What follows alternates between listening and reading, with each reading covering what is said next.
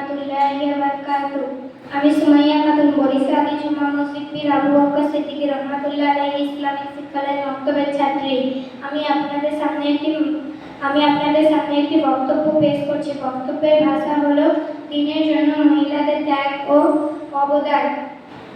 নাহমাদুহু ওয়া নুসাল্লি আলা রাসূলিল কারীম, আম্মা বাদ। আউযু বিল্লাহি মিনাশ শাইতানির রাজীম। বিসমিল্লাহির রহমানির রহিম।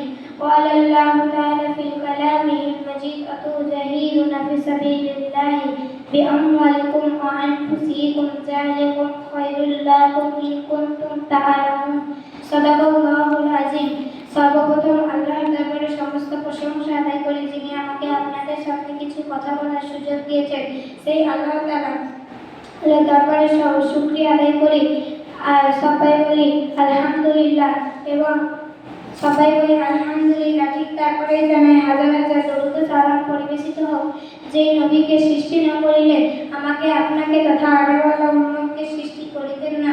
সেই নবী যিনি মা আমিনাল্লাহ মদিনার হেলাল আকাই নামদার তাজদারি মদিনা হযরত মুহাম্মদ মুস্তাফা সাল্লাল্লাহু আলাইহি ওয়াসাল্লাম, যিনি তারপরে জানাই আজকের সভায় মাননীয় সভাপতি সাহেব এবং কমিটি বৃন্দ ও গ্রামবাসী বৃন্দ, উপস্থিত অনুপস্থিত দূরেও কাছে শ্রোতা মণ্ডলীগণ, স্নেহের ভাই ও বোনেরা এবং পর্দার আড়ালের মা ও বোনেরা, সবাইকে জানাই আমার আন্তরিক শুভেচ্ছা ও ভালোবাসা ও সালাম। আসসালামু আলাইকুম ওয়া রাহমাতুল্লাহি ওয়া বারাকাতুহু। সম্মানীয় শ্রোতা মণ্ডলীগণ, আমি আপনাদের সামনে কোরআন শরীফ থেকে একটি আয়াত পরিবেশিত করেছি। সেই আয়াতের উপর ভিত্তি রেখে আমি আমার ক্ষুদ্র বক্তব্যটি শেষ করব ইনশাআল্লাহ তাআলা। যাই হোক, আমি কোরআন শরীফ থেকে যে আয়াতটি পরিবেশিত করেছি তার মানে এই আল্লাহ তাআলা বলেছেন, হে আমার বান্দা ও বান্দি, তোমরা আল্লাহর রাস্তায় যাও এবং মাল দিয়ে দিনকে প্রতিষ্ঠিত করো। এই কারণে আল্লাহ তাআলা তোমাদের প্রতি খুশি হয়ে এহ জগতে পরজগতে মঙ্গল হবে। যাই হোক, ব্রাদার ইসলাম, দিনকে প্রতিষ্ঠিত করার জন্য আমার নবীর সাহাবীরা নারী এবং পুরুষ, মাল, টাকা পয়সা, অর্থ সম্পদ সবকিছু উৎসর্গ করে দিয়েছিলেন। এমনকি দিন জিন্দা করার জন্য যুদ্ধের ময়দানে জীবন দিয়েছেন। তবু বিন্দু মাত্র পিছনে ফিরে আসেনি। মহিলাদের স্থান সব থেকে বেশি আপনারা কি জানেন সর্বপ্রথম ইসলাম ধর্ম গ্রহণ করেন হযরত খাদিজা রাদিয়াল্লাহু তাআলা আনহা। দ্বীনের জন্য সর্বপ্রথম শহীদ হলেন হযরত সুমাইয়া রাদিয়াল্লাহু তাআলা আনহা। এবং দ্বীনকে প্রতিষ্ঠিত করার জন্য সবথেকে বেশি ধন সম্পদ ব্যয় করেছে হযরত খাদিজা রাদিয়াল্লাহু তাআলা আনহা। সবচেয়ে বড় মুহাদ্দিস হযরত আয়েশা রাদিয়াল্লাহু তাআলা আনহা।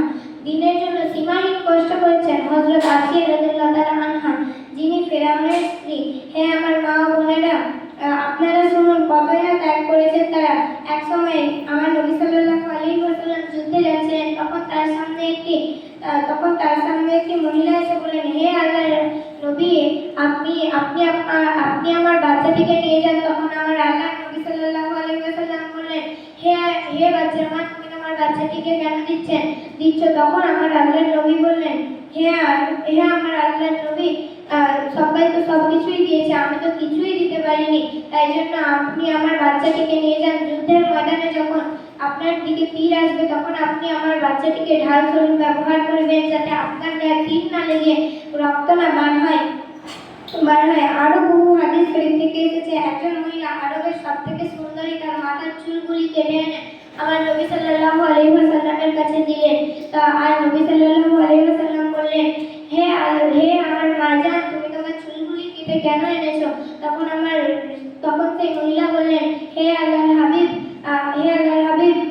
তুমি যুদ্ধ করার সময় যখন তোমার গায়ে কোথাও কেটে গিয়ে রক্ত বার হবে, তখন আমার চুলগুলি তুমি দড়ির মতো ব্যবহার করিবে। এই ছিল না নবীর ভালোবাসা এবং দ্বীনের জন্য ত্যাগ। আমি বলতে চাই, আজ বর্তমানে যখন সাহায্য বা ত্যাগের কথা বলা হয়, তখন আমরা শুনেও না শোনার ভান করে সরে যাই। যদি আমরা সেই নবীর প্রকৃত উম্মত হতে চাই, তাহলে নবীকে ভালোবাসো, দ্বীনের জন্য জান এবং মাল দাও। তাহলে আল্লাহ রাজি হবে এবং খুশি হবে, এহ জগতে ও পরজগতে মঙ্গল করবে। আমরা সবাই করবো তো ইনশাআল্লাহ। আল্লাহ আমাকে আপনাকে সবাইকেই কবুল করুক। আমিন। আসসালামু আলাইকুম ওয়া রাহমাতুল্লাহ। রহমতুল্লাহি ওয়া বারাকাতুহু।